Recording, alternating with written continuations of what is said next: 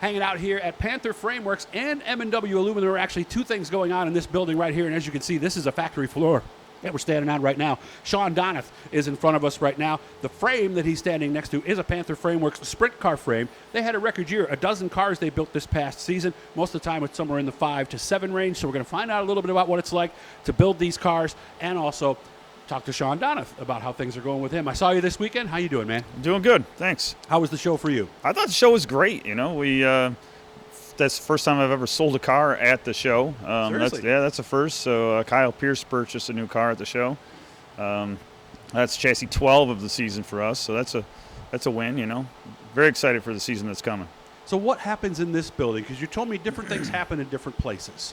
So, well, like as far as Panther, we do like a lot of our proprietary parts for our car specifically here. Mm-hmm. Stuff that we build specifically just for our cars, not for mass producing. Also, M&W runs all of their product through here, which they mass produce for all kinds of corporations first, just race car parts. So we build specifically race car parts. Gotcha. So yeah, when I came in, you had the showroom. I saw wings and things like yep, that. That's M&W does that? That's Panther's showroom right there. That's our storefront. So that's where typically where you'd see me every day would be out there, and then I'm moving back here to run the crew back here now. So unless I'm making stuff, everything that I typically do is up front in the showroom. Gotcha. So it's almost like a parts counter at a Napa store. It's just for sprint cars. Yeah, it's just literally Central New York's only sprint car showroom. I mean, other people sell parts and stuff, but we actually have you've seen it. It's a store. It is everything that's up front stuff you make in this factory here? 90% of it. I mean, we do carry a ton of stuff for other vendors that we can't make, rear end, steering boxes, all that stuff. But we try to sell as much of our own product that we sell here. Motor plates, wings, radius rods, all yep, that we don't stuff. make any wings. We sell Wing Dynamics here. Okay. So we're Central New York's only Wing Dynamics dealer. So we sell micro sprints and sprint car wing parts and wings. Too. Okay, and you've been running Panther stuff for how long yourself? Panther, since 2015 we started. And, and we've morphed into what we are now. And we say our newest car is, we're talking about options and stuff. Our newest car is probably our best product to date. Why? We've just made it so that for Central New York racetracks and black slick, and it seems that the black slick stuff is getting more and more across the country. True. And I think we're just headed in the right direction to get that black slick stuff down. We've taken what we've learned from modifieds and over the years and this tall cage driver back thing, and it works. And I think that's why guys are more, coming to us. And a lot of chassis, like McNeil, for example, in the modifieds has a couple of different options. You were doing that for a while, but now you've decided this is the car, we like this car. Yeah, we've put this in, 305s, we put this in 410s, and have great results so far. We're lucky that we've got, some really good teams to join us, and I think with what we've seen with the 305s last year, what we're looking forward to this year, we got stuff going on with the 410s this year. We're really excited. I think we're headed in the right direction because this car does everything it's supposed to do. Without getting too technical, a 305 engine and a 410, obviously considerable differences in power. What are the thoughts making a car that would work across the board? Well, I think everybody kind of does that, but they were bouncing around between wheelbases and all this other stuff. We stopped making multiple wheelbases just because the data, I can't share. I don't have enough data to share amongst the multiple wheelbases. And when you get this one wheelbase that we found is our sweet spot, that we're able to have more data. And like I say, we don't have, we're not Maxima or Eagle where we have hundreds of cars out there. We might have, to date, maybe 50 cars out there, and I don't even know, some of them probably still aren't even racing.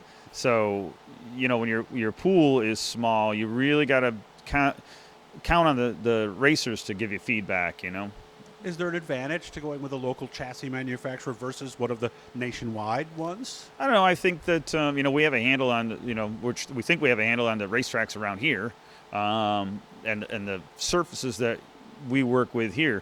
Most of the people that come to me say, "Oh, I called so and so chassis guy, and he says this works on a slick." He goes, "I can run that when it's heavy around here. It's not. I see. It's not New York slick." So, we've been on it on this our whole lives, so we know what New York slick is, and that's what we built our race cars for. Of course, it wasn't that way 20 years ago, was it?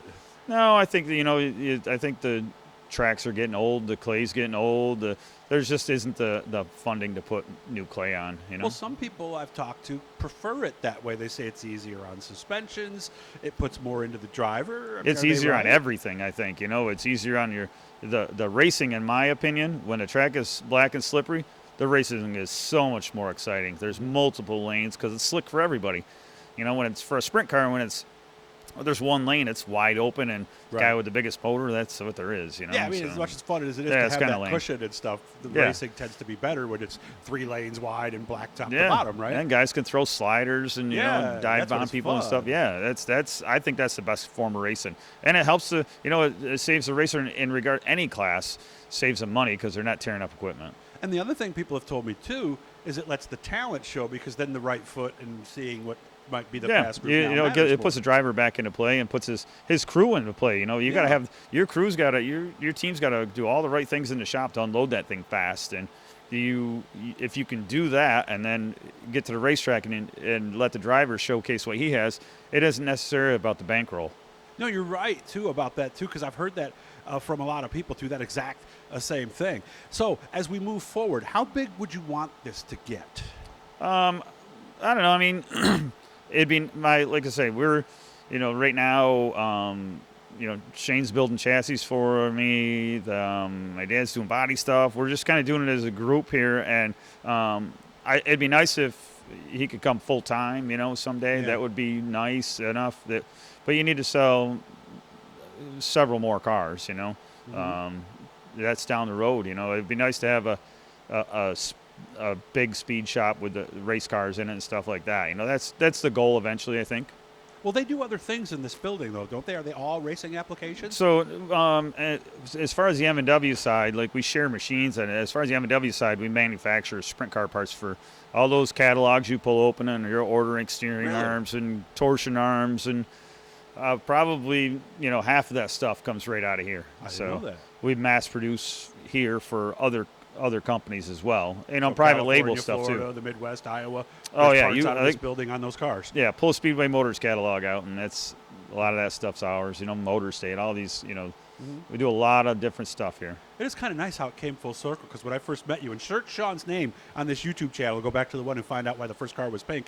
I mean, you kind of started that way, realized it wasn't cost effective, and now here you are again. It's kind of nice because this has always been something I guess you've always wanted to do, right? Yeah, I mean, it's been, my family's always done this, so that's what we were brought up doing. We're still, it's funny because me and Shane laugh about it all the time. We're still building race cars, and it's still fun. So, and I get more enjoyment now watching the stuff that we build run up front. A lot of people tell me that. I really. It's a different feeling of satisfaction. It is. And, and I hear guys, I'm not going to buy a car from him because he's not going to make me win. Trust me, I get way more justification seeing you win than me win. Not that I don't still want to win, but of course. Or am I going to throw a slider on you in the last lap for sure? I mean, that type of, I don't care. But I do get a ton of satisfaction watching the stuff that we make win races. How can people find out more? Where's the place here? It's Waverly Ave. We're on 321 Wavell Street in Syracuse. Yep. And you can check us out on Facebook or our website, either or, and get phone numbers, information's all there. Yeah, right between GM and Carrier Circle, a lot of manufacturing, a lot of stuff still going on in this area. Thanks for having me out. I'm glad you're doing well, and let's make sure we do some more things. We'll teach some people some things down the road, okay, man? Sounds great. Thank you. Hit the blue E, that'll subscribe, and every time I'm talking to somebody cool and doing some racing stuff. Shawn, you take care of yourself and have a great Thanksgiving. Thank you.